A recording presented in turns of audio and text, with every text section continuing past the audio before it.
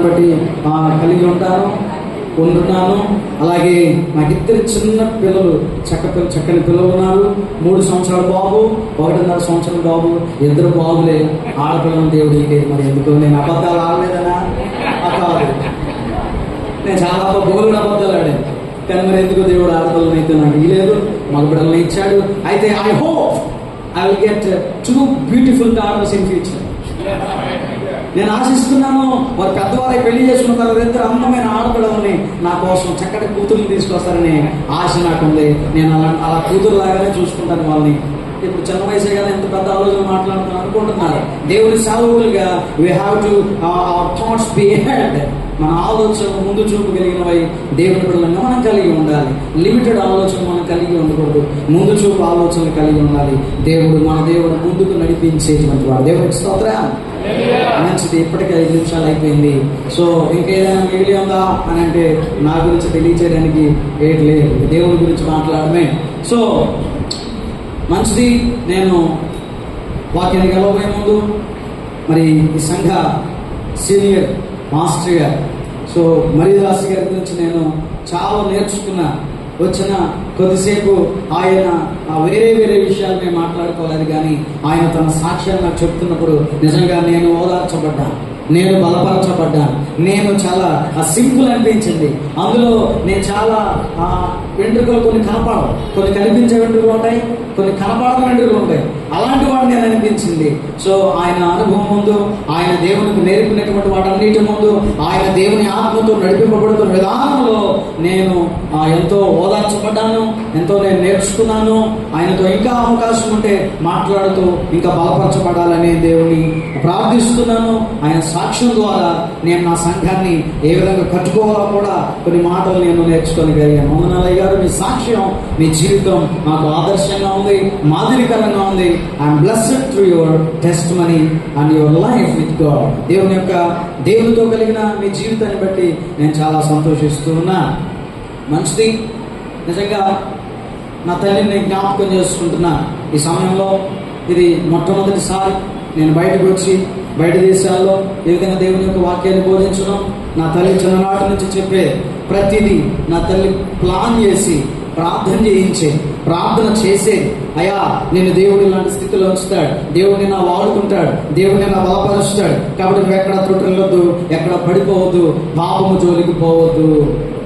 ఒకవేళ ఏదైనా పరిస్థితులు పడిపోతే అక్కడే ఉండొద్దు, లేచి దేవుని దగ్గరికి వచ్చేసి అన్ని విధాల దేవుని వాక్యాన్ని బోధించి ఈ మార్గంలో నన్ను పెంచడానికి నా తల్లిదండ్రులు కారణం.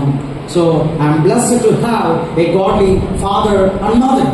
ప్రియ తల్లిదండ్రులారా, నీ పిల్లలు నిన్ను గురించి ఇదే మాట ఇలాగే నిలబడి చెప్పగలగాలి. అటువంటి కృప ఇక్కడ తల్లిదండ్రులుగా పిలువబడుతున్న వారందరూ కూడా దేవుడి వాళ్ళని నేను కోరుకుంటున్నాను. ఆమేన్, ఆమేన్. ఇక్కడ యవనస్తులందరూ కూడా నాకులాగానే ఇక్కడ నిలబడి నాకంటే గొప్పగా మీరు కూడా అనేక స్థలాల్లో నిలబడి దేవుని పక్షాన, నీ తల్లిదండ్రుల పక్షాన నిన్ను నీవు గౌరవపరుచుకుంటూ, నీ తల్లిదండ్రుల గౌరవంగా, దేవుని నామానికి మహిమకరంగా ఇక్కడ యవనస్తులు కూడా నిలబడతారని ఆశిస్తూ నేను నా మాటలు తెలియజేస్తున్నాను. మంచిది.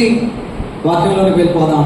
వాక్యంలోకి వెళ్తే ఒక మాట నా అనుభవాల నుండి, దేవుని దాసుల యొక్క సాక్ష్యాల నుండి మరి నేను తెలియచేయాలి. ఒక్క మాట ఏంటంటే, మనందరికీ ఈ లోకంలో ఏమున్నా ఏమి లేకపోయినా, అయ్యా ఎవరున్నా ఉండకపోయినా, ఏమున్నా ఏం లేకపోయినా దేవునితో సహవాసం ఉంటే చాలు. ఆమేన్. దేవునితో సహవాసం ఉంటే చాలు. All things will follow us.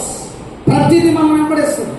అందుకే సుప్రభుడు అన్నాడు కదా, మొదట నేను నీతిని నా రాజ్యాన్ని, then everything will follow you. ప్రతిదీ మనం వెంబడిస్తుంది. మీకు కావాల్సినవి మీకు వస్తాయి. ముందు మనము దేవుని యొక్క నీతిని రాజ్యాన్ని, దేవునితో సహవాసం చేయడం అంటే నీతిని రాజ్యాన్ని వెతకడమే. నీతి కలిగి ఆయన రాజ్యం గురించి నేర్చుకుంటూ ఆయన రాజ్యానికి వెళ్ళడం కొరకు ప్రయాసపడమే. కాబట్టి దేవుడితో సహవాసం మనం కలిగి ఉంటే చాలు, అంతకంటే ఇంకేమీ అవసరం లేదు. మనం చాలా పాటలు పాడతాం. నీతో స్నేహం నాకుంటే చాలయా, నీ సహవాసం నాకెంతో మేలయా, నమ్మదగిన మంచి యేసయ్యా, నమ్మదగిన మంచి యేసయ్యా, ఎన్నదగని నన్ను నీవు పిలచినావయ్యా, ఎన్నదగని నన్ను నీవు పిలచినావయ్యా. మనం ఎందుకు పనికిరాం? మనం దేనికి పనికిరానటువంటి వాడు. కానీ మన మాట పనికిరాదు, మన జ్ఞానం దేనికి పనికిరాదు. కానీ దేవుడు మనం పిలిచాడు అని అంటే అన్ని పనికి వస్తాయి, అన్ని పనికొచ్చేలా చేస్తాడు, మనమంతా ఉపయోగపడేలా చేస్తాడు. నువ్వే కాదు, నీ కుటుంబము దేవుని కొరకు అనేకులకు ఉపయోగకరముగా మారుస్తాడు, కేవలము దేవునితో సహవాసం చేసినప్పుడు మాత్రమే. కాబట్టి ఈ రాత్రికాల సమయంలో వాక్య భాగంలో నుంచి నాకున్న ఇంకా 20 నిమిషాలలో నేను తెలియచేయాలనుకుంటున్నటువంటి అంశం ఏంటి అంటే, యేసయ్యతో సహవాసము ఉంటే చాలు. దేవునితో సహవాసము ఉంటే చాలు. అయితే ఇక దేవునితో సహవాసం ఉంటే చాలా, ఇంకా అయ్యగారు అవసరం లేదా, పాస్టర్ గారు అవసరం లేదా, పాస్టర్ గారు అవసరం లేదా, సంఘం అవసరం లేదా, సంఘ పెద్దలు అవసరం లేదా, సంఘ కమిటీ అవసరం లేదా, తోటి వారు అవసరం లేదా, కుటుంబం అవసరం లేదా, బాధ్యతలు అవసరం లేదా, భార్య అవసరం లేదా, బిడ్డలు అవసరం లేదా అని అంటే, దేవునితో సహవాసం ఉన్నవాడు ఇవన్నీ కలిగి ఉంటాడు. వీటన్నిటి విషయాల్లో ఎలా నడవాలో నేర్చుకుంటాడు. దేవుడితో సహవాసం ఉన్నవాడు దేవుడు ఏర్పాటు చేసిన వీటన్నిటి విషయాలలో బాధ్యత కలిగి ఉంటాడు. దేవుడితో సహవాసం లేనివాడే భార్యని బాధ్యత కలిగి ఉన్నాడు, బిడ్డల పట్ల బాధ్యత కలిగి ఉన్నాడు. దేవుడితో సహవాసం లేని వాడికి ఇక ఏమి ఉండదు. నా ప్రాణమా నాకు చాలు, నా ప్రాణమా తినుము తాగుము సుఖించుము, వాడికి వాడు చూసుకునేవాడు. ఇక దేవుడు కానీ దేవుడితో సహవాసం లేని వాడు ఇక వాడి ప్రాణము, వాడి తిండి, వాడి వైభోగము వాడు చాలు. అప్పుడు వాక్యం చెప్తుంది కదా, ఓరేది వాడు ఈ రాత్రి నీ ప్రాణం అడిగితే. దేవుడితో సహవాసం చేసేటువంటి వాడికి అన్నిటి పట్ల బాధ్యత ఉంటుంది. అన్ని విషయాల్లో దేవుడు నిలబెడతాడు, అన్ని విషయాల్లో దేవుడు జ్ఞానం ఇస్తాడు, అన్ని విషయాల్లో దేవుడు వాడుకుంటాడు, అన్ని విషయాల్లో దేవుడు బలపరుస్తాడు, అన్ని విషయాల్లో దేవుడు ముందుకు నడిపిస్తాడు. దేవుడితో సహవాసం ఉంటే చాలు. సో ఇక నేను వెళ్తున్నాను వాక్య భాగంలోనికి. అపోస్తుల కార్యముల గ్రంథము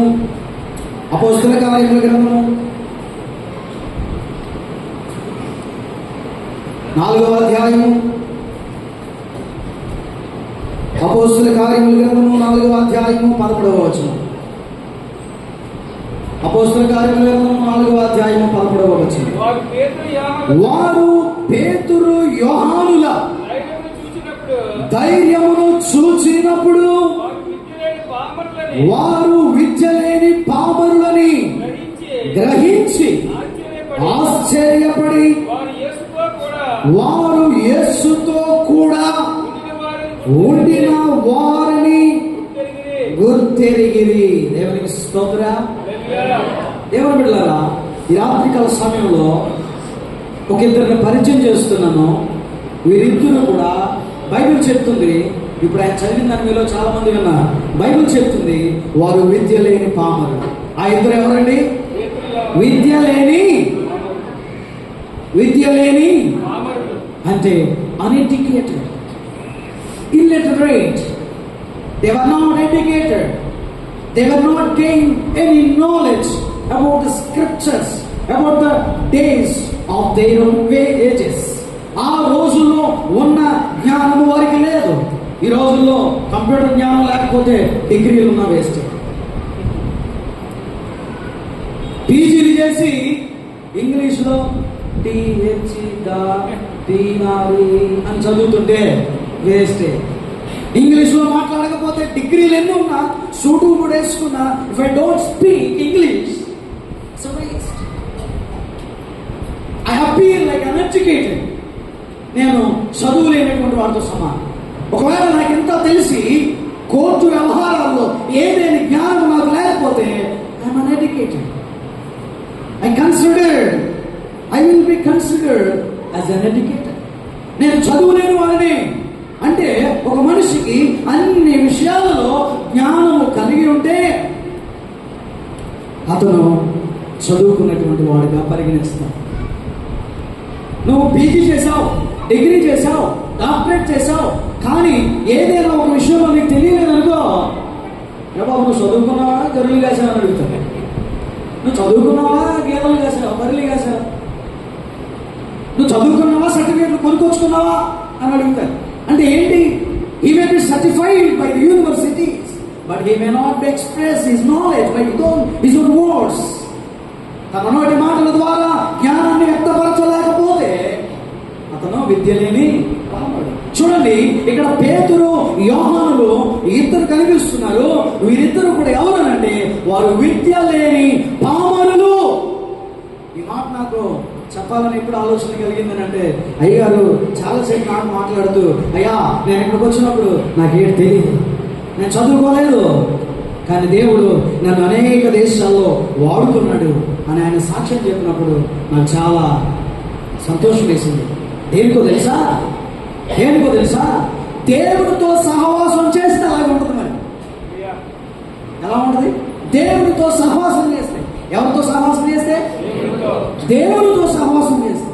బహుశా ఆ బ్రదర్ చక్కగా ప్లే చేస్తున్నాడు. నేను కొన్నాళ్ళు ఉంటాను ఆయనతో, ఒక నెల, ఒక 6 నెలలు ఉన్నాను అనుకో, ఏమొస్తుంది నాకు? ఇంచుమించు ఎంతో కొంత నేర్పిస్తావు కదా.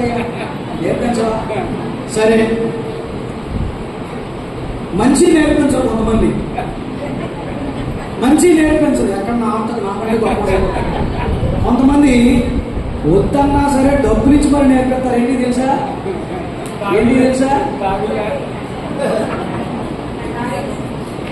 వద్దన్నా సరే ఒక ఆయన నాకు తెలుసు,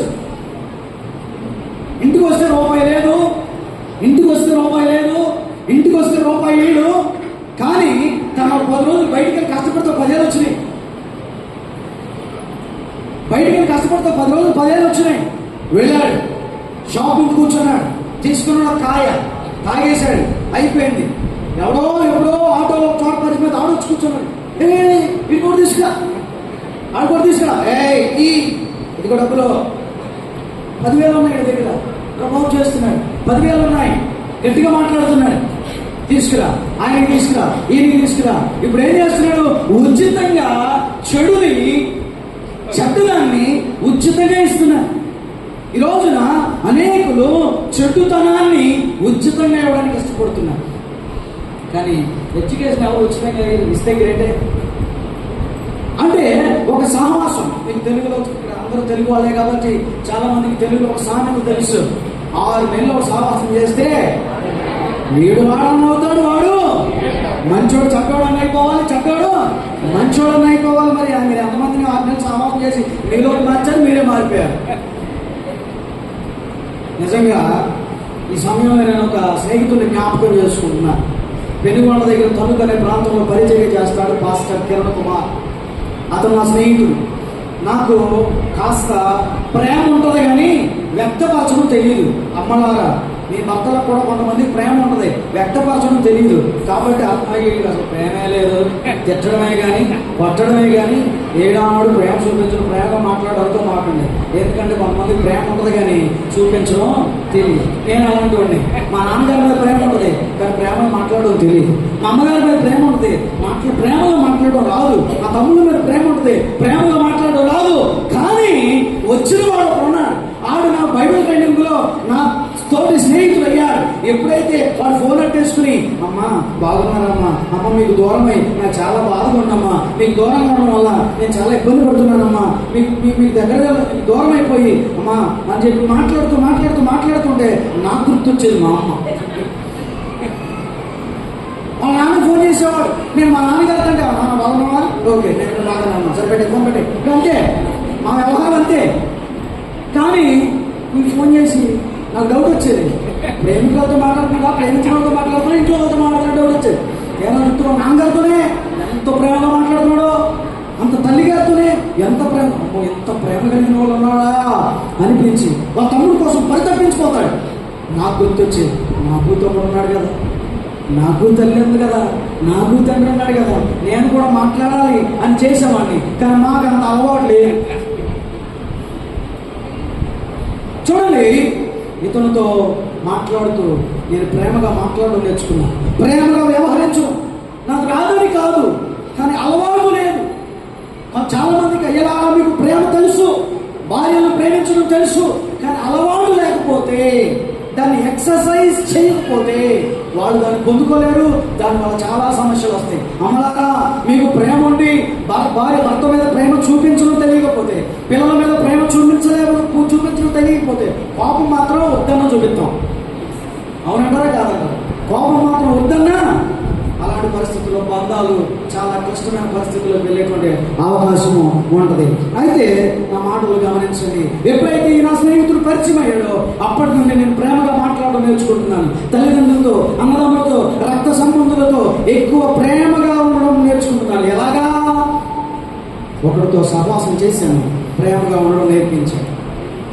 తర్వాత 10th లో ఒకరితో సహవాసం చేశాను. వాడు 4 ఇంత సిగరెట్ ప్యాకెట్ కొనేసి బయటికి వెళ్ళిపోయి ఉఫ్ అనేసి కంప్లీట్ చేసి పక్కన పడేసేస్తాను. వాడితో తిరగడం ప్రారంభించాను. నాకు ఫ్రీగా ఇవ్వడం స్టార్ట్ చేశాడు. నేను ఎప్పుడు పట్టుకోవడానికి భయపడాలి. సహోదరులారా, పట్టుకోవడానికి భయపడాలి. చెడ్డ వస్తువులు భయపడ్డాను, పడేశాను, పట్టుకోలేదు. దేవుని కృపను బట్టి నేను వాటి నుంచి జాగ్రత్తగా ఉన్నాను. చెడ్డ సహవాసాల నుంచి జాగ్రత్తగా ఉండాలి. మంచి సాంగత్యము దేవుడు పెట్టాలా, అది దేవుని దృష్టికి మంచిది. మనం చాలా విషయాలు నేర్చుకుంటాం. ఇక్కడ పేతురు, యోహానులు దేవునితో యేసయ్యతో సహవాసం చేయడం వల్ల ఏం జరిగిందో తెలుసా? వీళ్ళు చేపలు పట్టుకునేవాళ్ళు. ఇదిగో ఆ సముద్ర తీర ప్రాంతాల్లో ఉంటూ వలలేసుకుని, ఎరా పేతురు, ఎరా యోహాను, ఎరా ఆంద్రయ్య, నడవరా, లోపలికి పోదాం, చేపలు పడదాం అని మాట్లాడుకునేటువంటి వీరు సమాజ మందిరాల్లో నిలబడి, యూదులు ఉండే స్థానాల్లో నిలబడి, ప్రధాన యాజకులు ఉండే స్థలాల్లో నిలబడి, పెద్ద మత పెద్దలు ఉండే స్థలాల్లో నిలబడి వారు మోసే రాసిన ధర్మశాస్త్ర గ్రంథములో నుండి మాట్లాడడం ప్రారంభించారు. మోసే రాసిన ధర్మశాస్త్రము గ్రంథముల నుంచి మాట్లాడాలంటే వాడు ఆ ధర్మశాస్త్రం నేర్పించే ఆ ట్రైనింగ్ సెంటర్కి వెళ్ళాలి, ఆ గ్రంథాలయాల్లోకి వెళ్ళాలి, చదవాలి, నేర్చుకోవాలి.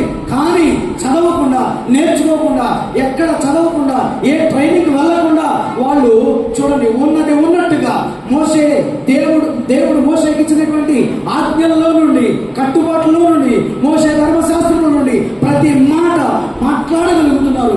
ధైర్యంగా మాట్లాడుతున్నారు, చాలా జ్ఞానంగా మాట్లాడుతున్నారు, చదువుకున్న వారి వరే మాట్లాడుతున్నారు. ఇదంతా చూసి అక్కడ ఉన్న వాళ్ళందరూ కూడా ఆశ్చర్యపడి, అరే వీళ్ళు చదువులేనటువంటి వారే, విద్య లేని పామరులే, ఎంత పాండిత్యం ఎక్కడిది, ఇంత జ్ఞానం ఎక్కడిది? చివరికి అనుకున్నారు, వీళ్ళకి నేర్పినాడు ఎవరయ్యా అంటే, ఎవరు నేర్పారు వాళ్ళకి? ఎలా తెలిసి వాళ్ళకి? రోజు చూశాడు. ఏ శుక్రవారం వెళ్తుంటే వెనకాల ఇల్లే ఉన్నాడు, సమాజ మందిరం ఉంటూ వెనకాల ఇల్లే ఉన్నాడు, ప్రార్థన మందిరాలు ఉంటూ వెనకాల ఇల్లే ఉన్నారు, మందిరంలోకి వెళ్తే వెనకాల ఇల్లే ఉన్నారు, సముద్ర తీర ప్రాంతాలకు వెళ్తే వెనకాల శిష్యులే ఉన్నారు. ఈ శిష్యులు యేసయ్యతో ప్రతి చోట, ప్రతి సమయంలో యేసయ్యతో ఉన్నారు కనుక చదువుకున్న వాళ్ళకంటే గొప్పగా ధైర్యంగా మాట్లాడుతున్నారు. కొన్నిసార్లు చదువుకున్నవాడు కూడా మాట్లాడలేడు అంత ధైర్యంగా. కానీ వీళ్ళు చాలా ధైర్యంగా ధర్మశాస్త్రం నుంచి బోల్డ్గా మాట్లాడుతుంటే చూసి, వారి ధైర్యం చూసి వారు ఆశ్చర్యపోయి అంటున్నారు కదా, వారు పేతురు, యోహానుల ధైర్యమును చూసినప్పుడు వారు విద్య లేని పామరులని గ్రహించి ఆశ్చర్యపడి ఏమనుకున్నారు తెలుసా? వారు యేసుతో కూడా. ఇప్పుడు అయ్యగారు ఇంత స్థానంలో ఉన్నారంటే మీరు ఏమని చెప్తారు? అయ్యారు ఇన్ని గొప్ప దేశాలు తిరిగారంటే ఏమని చెప్తారు? ఎస్, ఆ తెలుగు ప్రాంతం నుండి ఎక్కడో పుట్టి పెరిగిన స్థితి నుండి ఇక్కడికి వచ్చి ఇంత గొప్పగా నిలబడ్డారంటే ఏమని చెప్తారు? దేవుని గొప్పే. ఎస్, ఆయనతో యేసయ్యతో సహవాసం చేశారా? లేకపోతే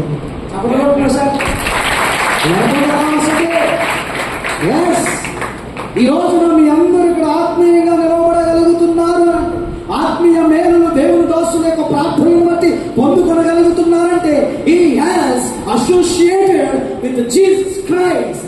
Amen.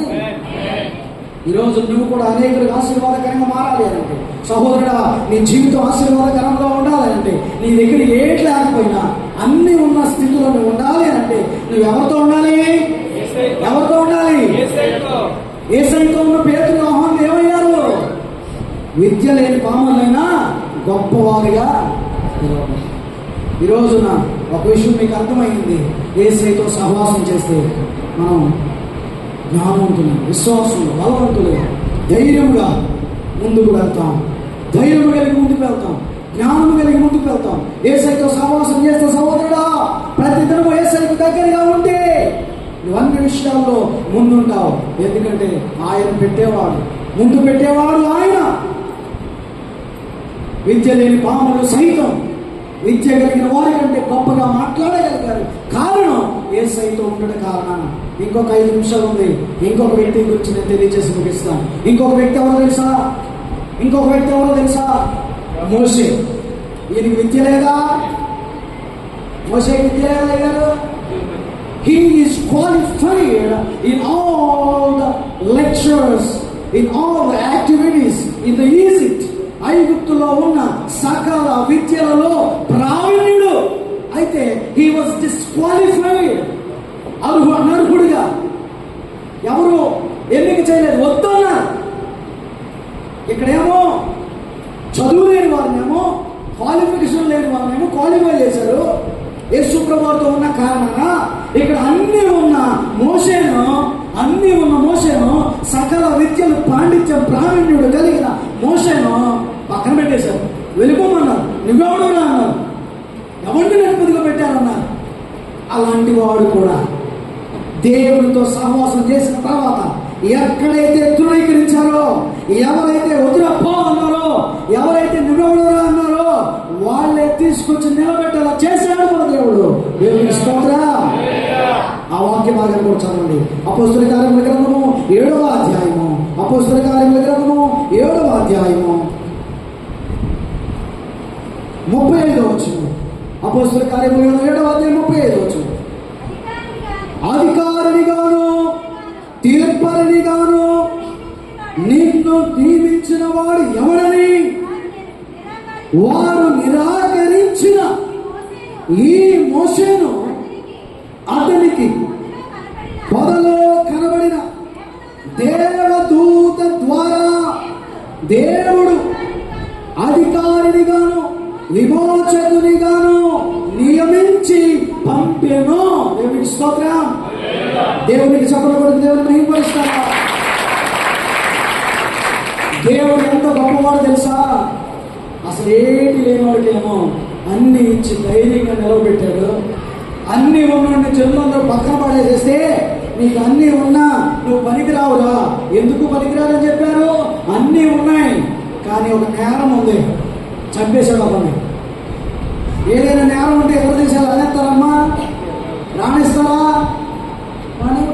చూడండి, ఇప్పుడు ఒక వ్యక్తిని చంపేసిన కారణాన నువ్వు డిస్క్వాలిఫై అయిపోయావు, నువ్వు పనికిరావు. నీకు ఎవరు నిర్మించాడు? మా మీద అధికారిగా నేను ఎవరు పెట్టాడు? నువ్వు తీర్పరిగా నేను ఎవరు పెట్టాడు? నువ్వు పక్కకు పో అన్నారు మోషేని. కానీ అలాంటి మోషేని దేవుడే తీసుకొచ్చి అధికారిగాను విమోచకులుగాను నియమించి పంపించి వాడుకున్నాడు. వాళ్ళందరూ నోరు మూసుకుని వెనకాల నడిచారు. వారందరూ నోరు మూసుకుని, దయచేసి ఇక్కడ గమనించాలి, దేవుడు ఏర్పాటు చేసుకున్న దేవుడి సేవకుని ఎదురుగా నిలబడి నువ్వెవరు అని అడిగితే కనుక దేవుడు ఏమంటాడు తెలుసా? కొన్ని రోజులు నీ అధికారం చల్లొచ్చు, కొన్ని రోజులు నీ మాటలు చల్లొచ్చు, కానీ ఒకనొక సమయంలో మళ్ళా అయ్యగారు వెనకాల నిలవబడి నడువయ్యా, నేను ఎంత వస్తానయ్యా అనేలా చేసేటువంటి వాడు మన దేవుడు. ఎందుకో తెలుసా? ఆయన ఏర్పాటు చేసుకునేది ఎవరు? నన్ను ఏర్పాటు చేసుకునేది ఎవరు? మోసేని ఏర్పాటు చేసుకునేది ఎవరు? మోసేనేమో దేవుడే ఏర్పాటు చేసుకుంటే ఈ ప్రజలు ఏమన్నారు తెలుసా? నువ్వు ఎవరో పక్కకు పో, నేను ఎవరు నియమించాడు, నువ్వు పక్కకే పో, నీకు మేము లోపలా, నువ్వు మా తీర్పరివా అని పక్కన పెట్టారు. కానీ దేవుడు ఏమన్నా తెలుసా? మోసే, నేను నియమించి పంపుతున్నాను. ఎవడైతే నేను మాట్లాడాడో వాళ్ళందరినీ వెనకాల వెంబడించాల్సిందే, లోపడాల్సిందే. సహోదరులారా, ఇక్కడ కూర్చున్న వాళ్ళారా, మిమ్మల్ని ఎవరైనా పక్కన పెడుతున్నారా? నువ్వు క్వాలిఫై అయినప్పటికీ నీ ఉద్యోగం పక్కన ఉందా? నీ జీవితం పక్కన ఉన్నట్టుగా ఉందా? అమ్మా, నువ్వు క్వాలిఫై అయినప్పటికీ, నువ్వు అర్హురాలు అయినప్పటికీ నీ జీవితం పక్కన పెడుతున్నారా? నిన్ను పక్కన పెడుతున్నారా? నువ్వు పక్కన పెట్టబడిన దానివిగా ఉన్నావా? దుఃఖపడవద్దు, రా, యేసయ్యతో సహవాసం చేయి, దేవుడితో సహవాసం చేయి. మోషే అన్ని ఉన్న పక్కన పెట్టారు. అలాంటి మోషేని దేవుడు వెళ్ళి చేయి పట్టుకుని, రా మోషే, నేను నిన్ను నిలబడతాను, ఎవరు అడ్డొస్తాడో చూస్తానన్నాడు. దేవునికి స్తోత్రం. దేవుడు గొప్పవా. ప్రజలు తిరస్కరించిన వాడిని దేవుడు నిలబెట్టి అందరూ వెంబడించారు. కొన్ని లక్షల మంది మాట్లాడినారండి. ఎవరి మాట? మోసే మాట. మోసే మాటే అక్కడ ఇక దేవుడి వేదవాకు అయిపోయింది. మోసే ఏది చెప్తే వెంబడించాల్సింది. మోసే పట్టకపోతే ఆహారం లేదు వాళ్ళకి.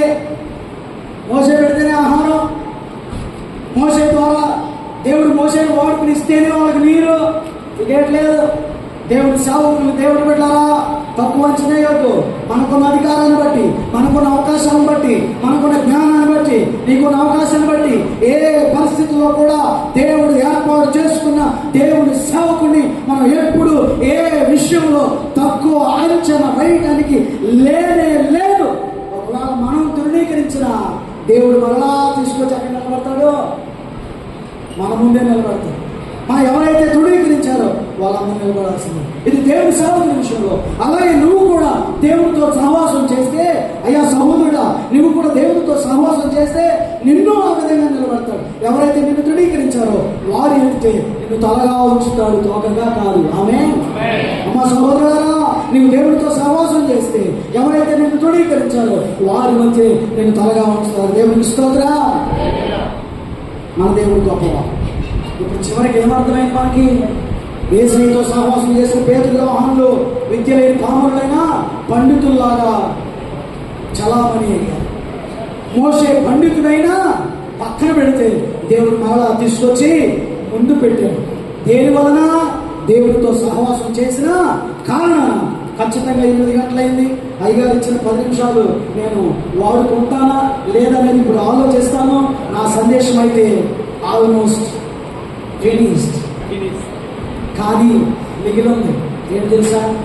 సందేశం ఇచ్చాను, వాక్య భాగం నుంచి సంపూర్ణ అవగాహన కలిగజేశాను. అయితే దేవుని బిడ్డలారా, నా గురించి చెప్తాను. నేను ఒక మారుమూల గ్రామంలో పుట్టినటువంటి వాడిని. నా తల్లి ఒక సంపన్న కుటుంబంలోనే పుట్టింది. నా తండ్రి కూడా ఒక మంచి కుటుంబంలోనే పుట్టాడు.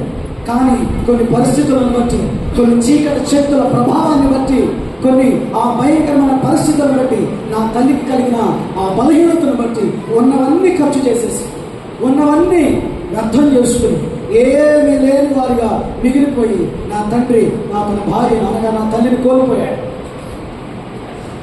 ఇప్పుడు నా తండ్రి మరలా పరిస్థితులను బట్టి మా తాతయ్య మా తండ్రికి మరలా చూసి వివాహం చేశాడు.